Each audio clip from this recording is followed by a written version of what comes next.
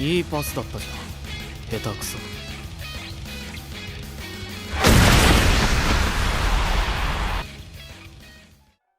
Hello everyone, it's your boy Darkslayer5555 and I'm back with a review for Blue Lock chapter 213. In the last chapter, ISAGI completely took over the match after stealing the ball from Barrow, and he then fucking dribbled the entire team using Metavision, as we all remember, which again looks sick as usual. With Kaiser out of the picture, only the annoying motherfucker Alexis got in the way. I mean, I really thought it was finally a chance for ISAGI to score by himself, but ISAGI really told this motherfucker, think again asshole, before scoring a goal using his left leg. Only a fucking true egoist like this guy could fucking execute one of his, like, literally long-term rivals. Like, this guy's playing for Bayern Munich, man, and this guy just fucking destroyed him like a fucking savage. Only a fucking egoist like ISAGI could do this. Moving on to chapter 213, which follows this up. We see the reaction of the fans at home, and like us, they were all gassed to see this goat finally score. No Kunigami getting in the way, no Kaiser, and no fucking Alexis because he got destroyed by ISAGI. This goal was so savage, the woman watching the stream nearly had a heart attack. Like, bro's using his fucking ego-based football wrist. Look at her, man. Like, she's literally about to die. That's how badass this goal was. Of course, after all of these reactions, all the bench NPCs and generally the entire field are surprised to see this. Meanwhile, ISAGI looks happy and smug as ever, man. Like, you can tell by this smile. This panel was so clean as well. Definitely probably the best panel in the chapter. But to be honest, I would also be happy like him after disrespecting your rival that badly. Like, holy shit, man. After this, I mean, Alexis basically turned into a bitch because ISAGI got better and destroyed her. And the manga even let us know that he's a fucking motherfucker. Just look at what it says, man. It says Alexis, his name, and then motherfucker next to it. Obviously, it stands for midfield, but he is also a motherfucker. Like, it's just fucking funny, I can't lie. Like, bro is really shouting, what did he do to get this? But did this bitch actually really think ISAGI would go 3 fucking matches? Plus his previous past experiences, like in the under-20 match where his direct shot was literally terminated by the defender. And they really thought he would do nothing about this and just let it keep happening forever. Like, what is Alexis doing, man? He's so delusional. This guy really thought life could just go on like this. But then anyways, we cut back to one of the flashbacks of when ISAGI approached Kunigami, who was fucking squatting like 200 kg, man. Like, he's humbling me every chapter. I'm on like 100 kg right now. And this guy's literally doing 200 for reps. Like, and he's probably done multiple. You can tell because he's sweating, man. Anyway, somehow ISAGI got this idea from Igarashi. I mean, this is generally the most useful thing he's fucking done in the entire series. But of course he did this by being a loser who wants to master foul play. This guy will literally never be likable, man. Like, oh man, like everyone hates him, man. Like, of all the people on the team that could have like left, he didn't leave, man.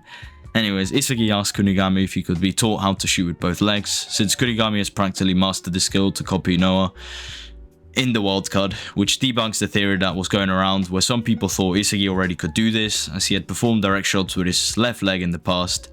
This video, kind of the one I'm showing on screen now, explains all of the theory I'm just talking about really well, and I thought it would be true, to be honest, because mastering a lefty shot within a week is like impossible. Like, if you've all played football, you would know, like, if you just try to shoot with your left leg, you're basically garbage unless you actually practice for like weeks, months, perhaps even years, man.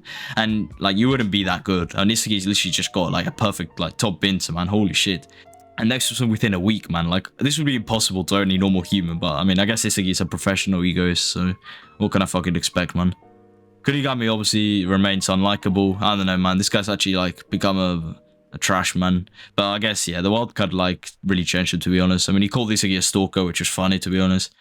And it's kind of ironic because he literally followed ISAGI in the fields and stole his fucking goals, man. Like, this guy's literally the real stalker. After this, ISAGI asked if he could train with Kunigami, and he is again rejected, and he warns ISAGI that it would destroy his specs. But like, bro, this guy really says specs. Like, what is ISAGI, a PC, man? Like, it's just weird, man. Why is like he's saying it will destroy your specs? Anyways, he reasons that this is because he was forced to do so, and because of the physique he already had at one point, which allowed him to keep up and succeed in the training of the wildcard. I mean, to be honest, I really do hope that the entire wildcard, like, or at least like some large portion of it, is showcased in the future chapters. We haven't really seen Kunigami go into action himself, to be honest. So much aside from his failed attempts and then when he still skulls. We haven't really seen him do much, like use his flow state, for example. Like, I actually really want to see him go in flow state and just go wild in the field. But anyways, Kunigami reasons that this change will do more harm than good, as it would probably result in his left portion of his body getting far stronger than his right, which will unbalance his overall strength across his body. And then, as ISAGI points out, it's as if Kunigami was warning him about this. Even the wildcard couldn't kill like his entire hero persona and the entire guy within him.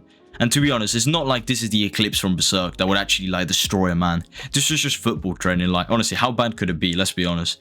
It can't completely change a person's identity, but perhaps, I mean, it was more than just physical training. Who knows? Like, maybe they made him, like, I don't know, execute people himself, like get rid of people himself, like actually go against his hero persona, like sacrifice that. But regardless, Chigiri then shows up with goddamn slippers, man. Like, this guy's just walking about the crib, man. Not even ready for football. He's just chilling.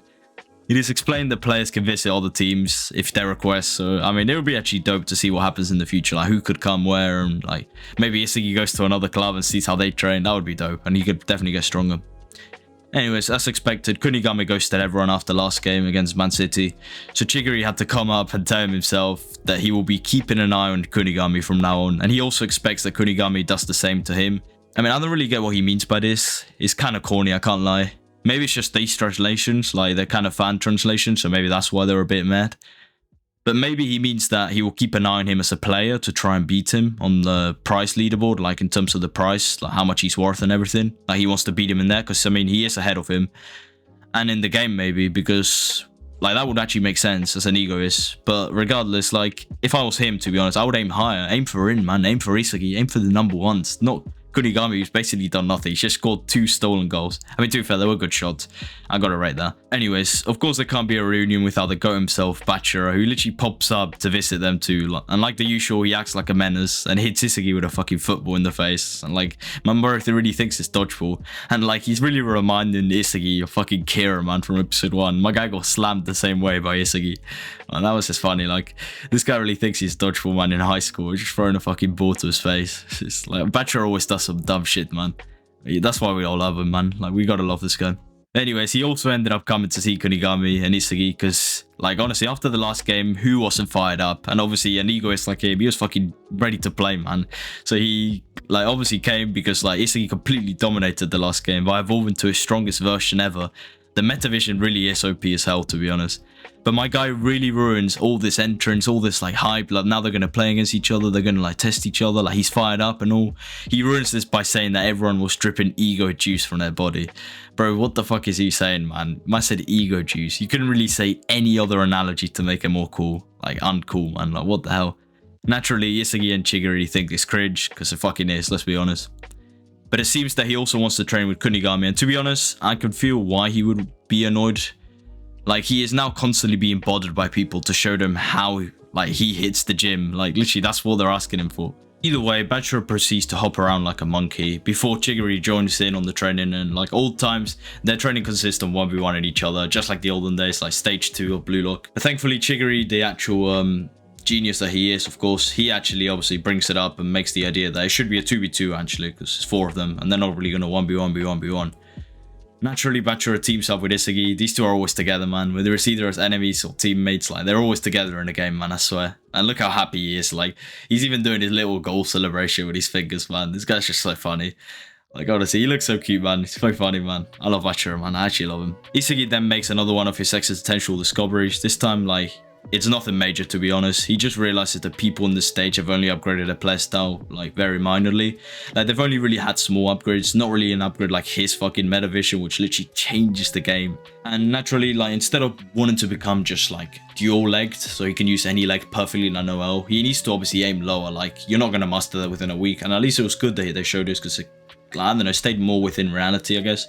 So now he just wants a weapon for his left foot. Basically, he wants multiple weapons to allow him to focus on his direct shot. In case, like, he can't perform it in a certain scenario, he could then have another weapon to resort back to. So then he could still focus on the direct shot, whilst just having some emergency shots to use.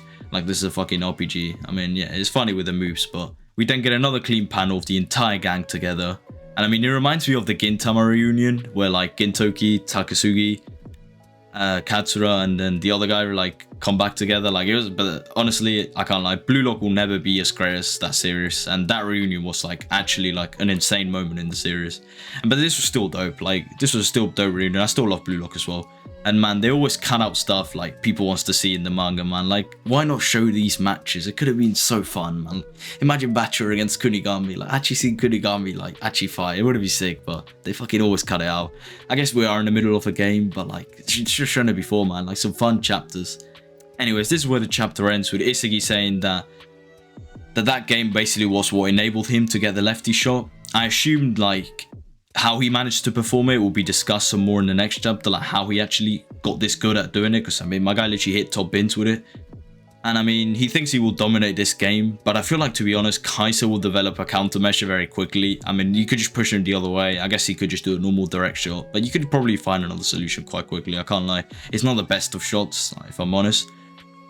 But anyways, yeah, Kaiser won't just keep letting ISAGI steal balls, that's for sure. Like, and also Barrow won't just let him ISAGI go get his balls repeatedly. Barrow is a fucking, like, he's definitely evolved. He scored a hat trick on the last game. And to be honest, I think ISAGI's team will lose this match. Like, honestly, the run so far has been too ideal. ISAGI keeps doing well in each match. Like, he keeps getting like some sort of progress. Obviously, he didn't score in the last one and he was pissed and everything, but like, still, he got quite close. Normally there used to be setbacks, like Rin destroying him 2 times in a row. Like, he kept losing, to be honest, until the under 20 match, which was a deserved victory, and now he's just been non-stop winning. But that's what I mean. I think it'll be time for a loss soon. Maybe not because of him, but because of his team as a whole. And either within this match, I think it will happen, or maybe with the Rin match. Like, PSG literally look formidable, and I think that match might be like a humbling experience for ISAGI. Like, Rin just pulls up with the best like strats ever. Like, maybe actually upgraded fully as well, and maybe Mbappe as well. Just like him and Mbappe get like links together, chemical reaction. Like, that would be insane, to be honest. I am like super hyped for that match. That will be definitely. I'm gonna make a lot of videos in that. Regardless, that was the chapter review. I mean, there's nothing much to talk about. I think I gave my thoughts and everything. Really, it was an okay chapter. I would say like a 6 out of 10, a fine chapter. And I mean, I will keep making more of these Blue Lock videos, like Blue Lock chapter reviews and Blue Lock content. I recently finished the anime when episode 24 came out, and I loved it, to be honest. And I instantly binge read the manga and finished it within 3 days. So like, I will make chapter reviews video from now on, not only just on Berserk, but also on Blue Lock now. And I also plan on making other type of Blue Lock videos, such as like top 10 goals in the series, or why the under 20 match made Blue Lock incredible, amongst others. So I mean, if you guys are interested in seeing some of this content and you're like a new viewer, be sure to subscribe if you actually want to see those videos. Regardless, it's been your boy DuckSlayer555, and I will see you all in the next video. Stay grinding, Egoist.